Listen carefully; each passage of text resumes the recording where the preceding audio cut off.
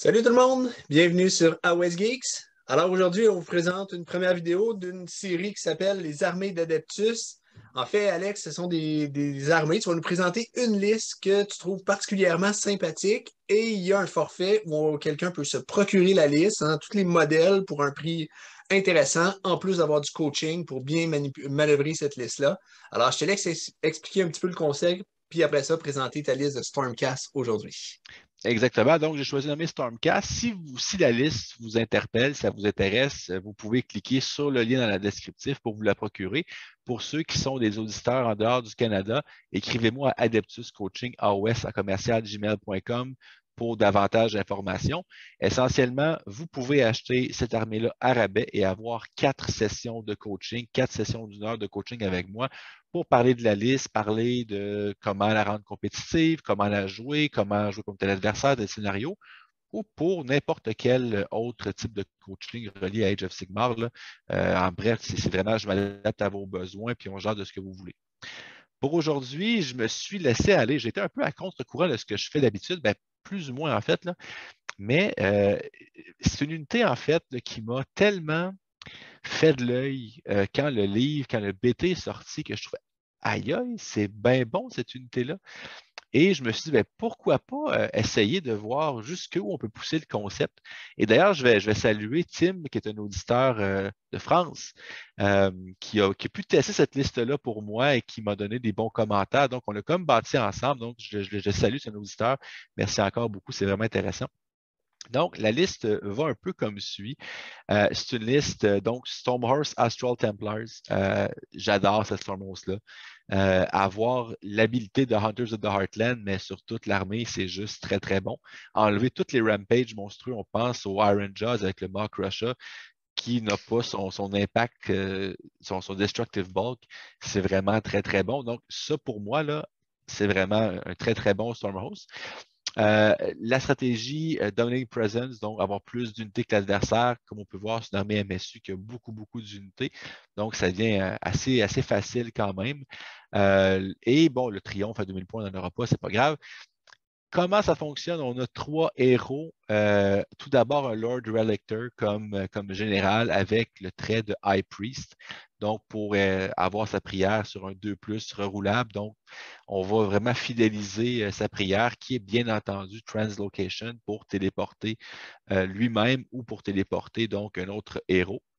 Je lui ai mis aussi le Arcane Tome comme artefact, donc pour le rendre prêtre et magicien. Et je lui ai donné, entre autres, Starfall comme sort. Donc, c'est un sort qui, étant un Lord, donc fait à 18 pouces et on choisit un point sur le champ de bataille dans la portée. Et tout ce qui est en dedans de 3 pouces, en fait, les unités ennemies sur un 3+, ne peuvent pas faire de mouvement d'engagement. Donc, dès qu'on joue avec l'engagement adverse, ça peut être très, très bon. Puis on va le voir avec l'armée qui est là. C'est facile d'aller prendre les coins des unités pour déjà geler des unités en place. C'est vraiment intéressant. Donc, Translocation, bien sûr, comme prière, ça va de soi. J'ai mis aussi un Night Incanter, donc un magicien avec Thunder Shock. Donc, c'est un sort qui permet justement donc d'enlever, de mettre -1 pour blesser à ce qui est en dedans de 12 pouces. Donc, un autre bon candidat à téléporter pour vraiment aller affecter là, des unités ennemies pour enlever un peu de létalité. Toujours intéressant. Et l'Incanter, de par son habileté de pouvoir, une fois par partie, là, dissiper un sort sans lancer de dés. Toujours intéressant pour aller couper une synergie vitale pendant un tour pour une armée qui se base sur la magie. C'est vraiment intéressant. Et comme troisième héros, j'ai mis un Night Vexiller avec le météorique standard. Donc, un autre choix intéressant pour téléporter, pour faire des blessures mortelles à un endroit très précis. J'adore cet item-là. Donc, voilà, ça, c'est le choix de héros qu'on a. Pour les unités en ligne, on a 3 x 5 Vindictors, donc ça prend des lignes. Les Vindictors, je pense, sont intéressants quand même. Une bonne base peut faire des blessures mortelles, 3+ de sauvegarde. Donc, qu'est-ce qu'on n'a pas à ne pas aimer en fait des Vindictors? Des belles figurines aussi quand même. Et je me suis gâté avec, vous pouvez les compter, oui, il y en a bien 7. 7 Stormstrike Chariot. C'est une unité que j'avais vraiment regardé quand le Battle Tome était sorti. C'est quand même 12 points de vie chaque chariot sur du 3+ sauvegarde sans profil régressif. Donc, un chariot peut encaisser jusqu'à 11 points de vie sans être affecté du tout. Donc, on fait ça x7, c'est potentiellement 77 points de vie que je peux subir et l'armée demeure 100% efficace quand même. Donc, mobile, ça bouge à 12 pouces. 12 PV, 3 plus sauvegarde, ça fait des blessures mortelles sur la charge. Ça a quand même 11 attaques au corps à corps quand même potentiellement, ou si on a mis l'option de tir, on a aussi 2 tirs là, par chariot au besoin, selon ce qu'on veut. Mais ça peut quand même faire un peu de dommages. Et avec un nombre comme ça, on charge avec plusieurs chariots, on fait des mortal wounds quand même un peu partout. La bannière du Knight Vexillaire qui en fait aussi. Les chariots qui chargent. Bref, on est très mobile. Oui, on n'a pas un gros footprint pour les objectifs, ça va de soi, mais c'est mobile, ça frappe et ça peut encaisser très, très bien. Et de par le fait qu'on a une base, oui, qui est plus grande, mais on peut facilement engager minimalement une unité ennemie. On peut facilement aller chercher le unleasher l'adverse avec un chariot, charger avec un autre. Bref, ça amène beaucoup d'aspects tactiques et en plus, c'est vraiment cool. Une armée Mad Max style iOS, c'est quand même intéressant. Puis, pour finir le tout, avec un 65 points qui restait, ben, des Ether Wings, parce que c'est des Ether Wings, pour prendre des objectifs, pour exister, pour empêtrer l'adversaire, pour aller justement chercher le Unleash Shell, faire sortir le Unleash Shell. Ça bouge, toujours intéressant. Et pour les bataillons, j'ai choisi donc 2 bataillons qui donnent la règle Unified, soit le Battle Régiment, les héros, les Vindictors et 2 chariots, et une Redemption Brotherhood, qui est un nouveau bataillon dans le livre Stormcast qui permet à 6 unités donc d'être aussi Unified dans une seule pause, donc les 5 chariots restants et les Ether Wings.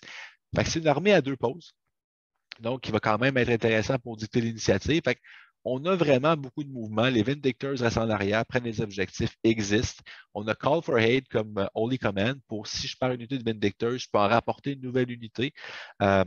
Bref, les chariots vont se promener. On peut vraiment passer d'un flanc à l'autre. On peut vraiment surcharger un flanc, faire une percée, revenir.